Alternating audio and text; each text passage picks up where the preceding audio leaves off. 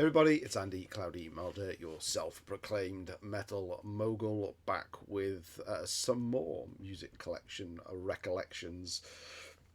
Picked another 5 albums out of my collection to revisit. I have that age-old problem of constantly adding to my collection, listening to the new stuff, and neglecting what's already on the shelves. And I need to get better at going back and just connecting with what I've got. And sometimes I'm finding things that I think fantastic, that's going to go on regular rotation, and other times I'm finding things that I'm going to have to make room for something else. And we've got a little bit of both this week. I'm going to start off with the CD. This is Arch. For the Sake of Mankind. This is Arch's second album, released in 1991. This is a 2015 Dive Bomb reissue. Dive Bomb always do a fantastic job. Ooh, that is bright. 2 lights. So this is an 11-track album with 4 bonus tracks on there, a couple of demos. Always good to have those chucked on the end of a CD, certainly on a reissue. So Arch are, I guess you'd kind of describe them as like a melodic American power metal, not the European power metal style at all. Their first album, Another Return to Church Hill, as it was called in the UK, or vice versa on the titles, is a really, really good album. This one, when it came out, I don't think it's been reissued on vinyl, so if you want to try and get this on vinyl, you're talking megabucks. But I had this as VCLT back in March 2020 from Jim Davis, and glad to have it in the collection. This was a good one to reconnect with. Style-wise, it's all over the place. It's heavy at times, really heavy, but slow as well. There are some ballady songs on here. It has a lot, really. It's all very melodic, mid-paced, heavy metal. It's brilliant when I listen to it. I listened to this 2 or 3 times this week.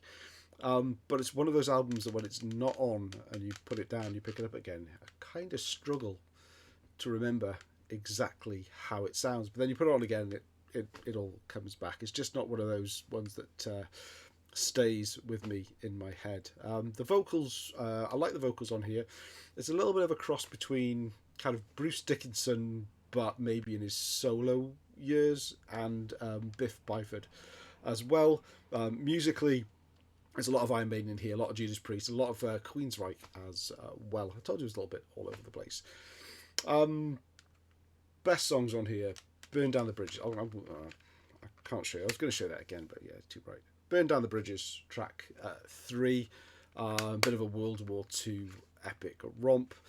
To Whom It May Concern and Paradox as well are the star performers on here. The song Confrontation. That's the one that popped up. So how I pick these albums to listen to, I just stick my media player on random, and the first 5 or so songs that come up of albums that I've not heard for a while, I just make a note of and go and grab the album and give it a good listen to as well. And so I listened to this about 3 times last week, which was pretty good going. Shows it's definitely one to revisit on occasions. But yeah, Confrontation was the song, and that one actually sounded a little bit more Queensryche, but a bit Bon Jovi ballady as well. Did I say this was all over the place? It's all over the place. Song on here, Titanic, is very Saxon-y actually. And Titanic, it's obviously a song about the sinking of the Titanic. It's the sort of thing Saxon would write about. In fact, Saxon would write about the building of the ship rather than the destruction of the ship. And in fact, they did. Made in Belfast on Sacrifice, I think it was. Kind of. It's so the influences are there with all the sort of the classic 80s heavy metal bands. There's also a cover of Razamanaz on here. That must be a song that's been covered by a lot of bands. Obviously Nazareth being very influential, and we've recently lost Dan McCafferty this year as well. Rest in peace. So Arch, well worth a revisit and well worth a listen if you're not familiar with that band. Next one. I was kind of glad when this one popped up. I've not heard this for a long time. So this is the debut EP from Hellion. Nice bit of ringwear on a shiny black, very thin sleeve, pretty much like a 12-inch single sleeve, really. But yeah, Halloween, self-titled EP from 1983 on Music for Nations. I picked this up in February 2017, so it's been in the collection for a good 5 years now. eBay purchase, about £3.50. Oh, remember where you could get records nice and cheap like that.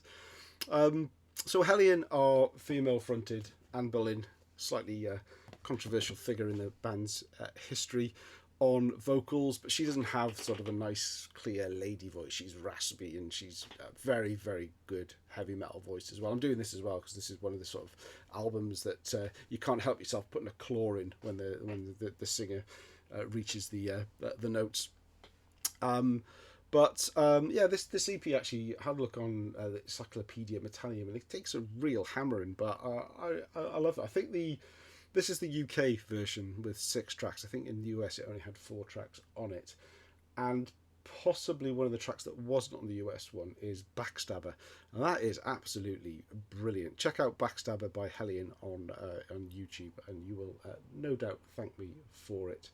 So we've got Alan Barlam on lead guitar, Anne Boleyn throat, it says, and that's a good description of a voice. Actually, it's a throaty voice. Sean Kelly on drums, Ray Schenk on lead guitar, and Bill Sweet on bass.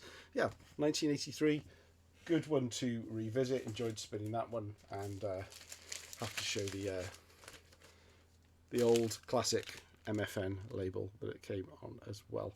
Up from the Depths actually is also a good song, and that's the third song here. So I think there's 2 favourite songs off here, possibly weren't on the American release, which maybe, come to think of it, what the review was based on. So there we go.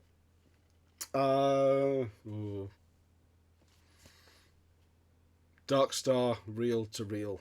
I remember showing this one when I picked it up, and I remember kind of slagging it off as well, and that was probably a few years ago, but my opinion hasn't changed. I couldn't really remember what it sounded like, but yeah, it's bad. It's so this is 1987, Dark Star, Reel to Reel. I think it's their second album actually. So Dark Star, they've got the metal name, they just haven't got the metal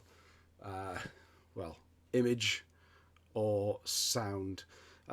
Dark Star were a melodic new wave of British heavy metal band, but not in the same league as, say, Praying Mantis, for instance.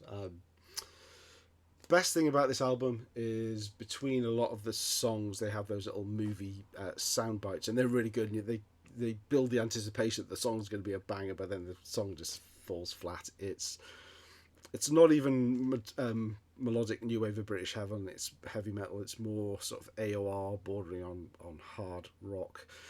Dark Star was a band I was interested to get into when I heard they were a new wave of British heavy metal band. I wanted to check them out, and the cover of their first album is really cool. I always wanted to get that one because of the cover.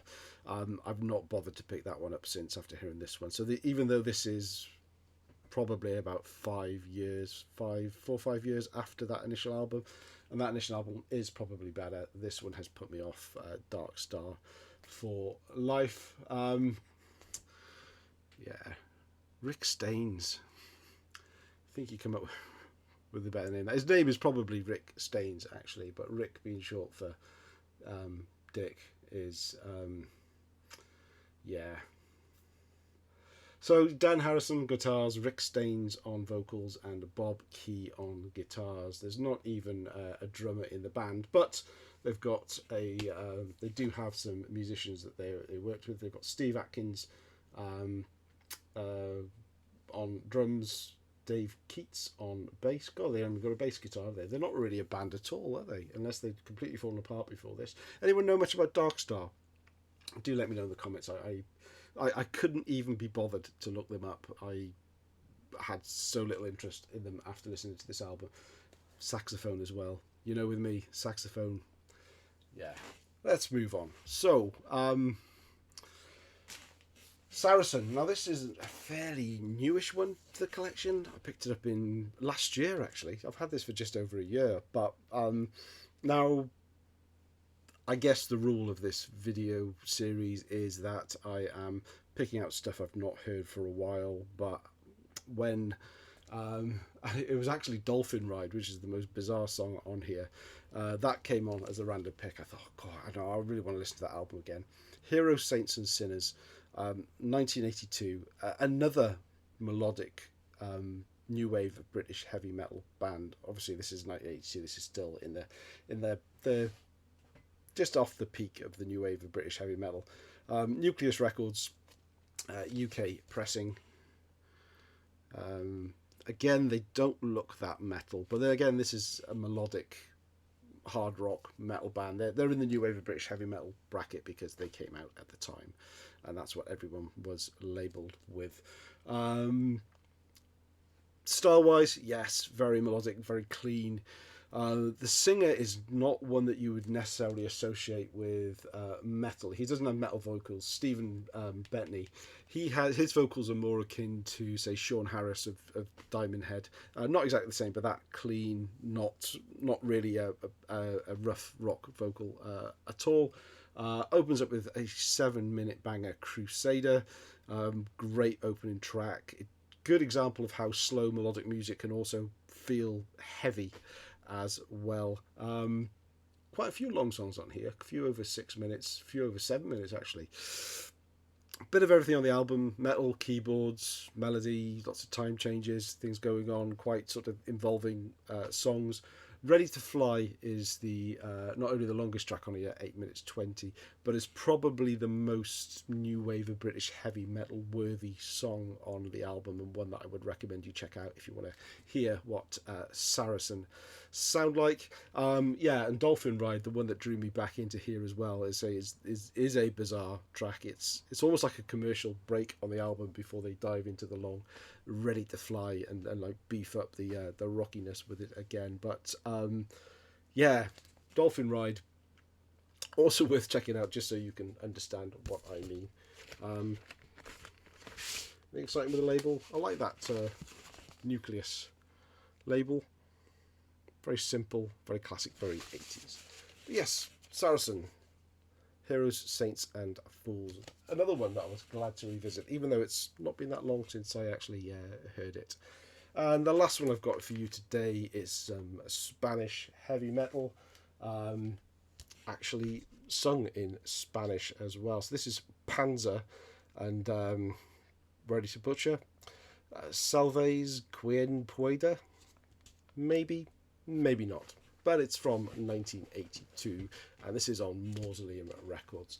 Mausoleum is another one of those labels that at the time, these were probably all mostly considered to sort of be second level heavy metal bands, and Mausoleum was hoovering them up. Now you can find some absolute gems on Mausoleum, and Panzer are one of those, really. This is straight up traditional heavy metal. This apparently means every man for himself. I can use Google Translate, but I haven't gone down the road of translating every song on the album.